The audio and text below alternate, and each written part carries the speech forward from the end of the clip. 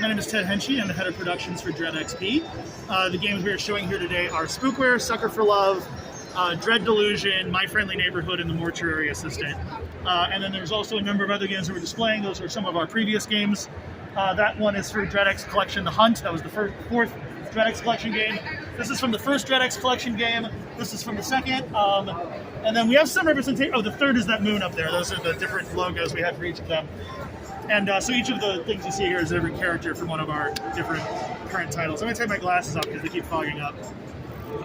Go into a little bit about a couple of the games.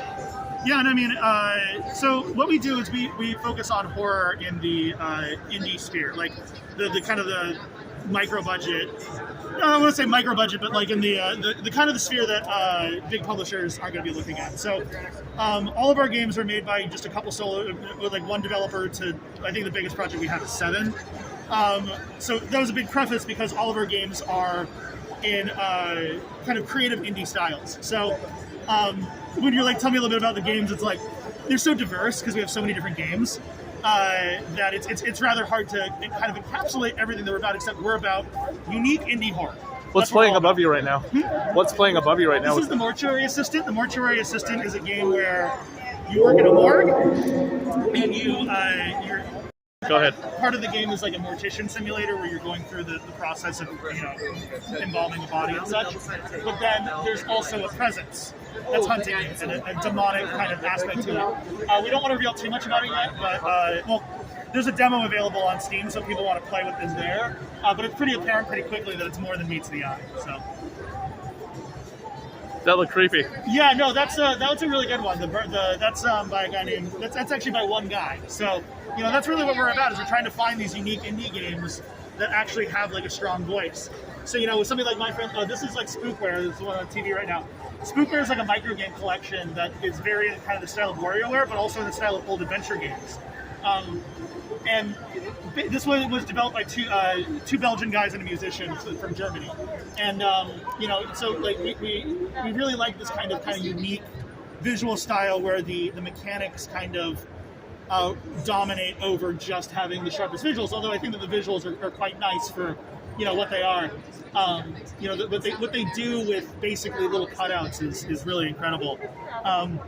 Okay, cool. And all of our games are developed. We pay our developers like a good wage, and we want to make sure that everyone's well taken care of. But our goal is to try to not have these $100 million or tens of millions of dollars budgets, and then the development cycle is like 6 years. The common indie trend is that you work on a game by yourself for years and years and years, and it comes out, no one plays it, and you get very sad. So what we wanted to do is we wanted to condense that timeline and create projects that could be finished in a year or two, and do so that basically it's less about the budget and more about burnout. We don't want people to burn out. So we have pretty good deadlines on our games, and we also, our scope is I wouldn't say small, but it's smaller than a AAA game where someone's going to toil away for years on trying to make the shiniest guns or the shiniest watermelon textures possible. But I think that all of our games are, they offer a lot for like the wide world of horror. Because I'm a big horror guy. I mean, I've been a horror guy for a long time, and I know that you're a horror guy. So, you'll know as well as I do that every time someone says the phrase, "I'm not really into horror," you're like, there's a horror that you're into. So everyone's into some kind of horror because horror is so fucking broad, It's not just like the Texas Chainsaw Massacre. When the common person thinks horror, they think Paranormal Activity, Texas Chainsaw Massacre, Poltergeist, and Exorcist. And even with those four most common ones, it's like there's so much diversity in them. These films aren't really even in the... Oh, they left their phone. Anyways, but there's so much diversity even in the genre that it's like we wanted to kind of bring that full spectrum of horror to life. So we have My Friendly Neighborhood, which is kind of more PG-13 style horror. I would even say kind of more PG, Nightmare Before Christmas style horror. We have the Mortuary Assistant, which is like our hard R-rated horror. We have Dread Delusion, which doesn't initially present itself as a horror game, but then as you get deeper into it, you're like, oh, it really is. It's like more of psychological thematic horror. We have Spoofer, which is more of like a fun kind of casual horror homage. But there are scary moments in it, and then Sucker for Love is our anime style kind of like Cthulhu dating simulator. Yeah. And that one is really, really, really cool because it's like it's not a game you would expect to be horror at first, but then it reveals itself to be horror over time, kind of like Doki Doki Literature Club or whatever. Yes, she has a tentacle face and 10 out of 10 body. Yeah, I know, right?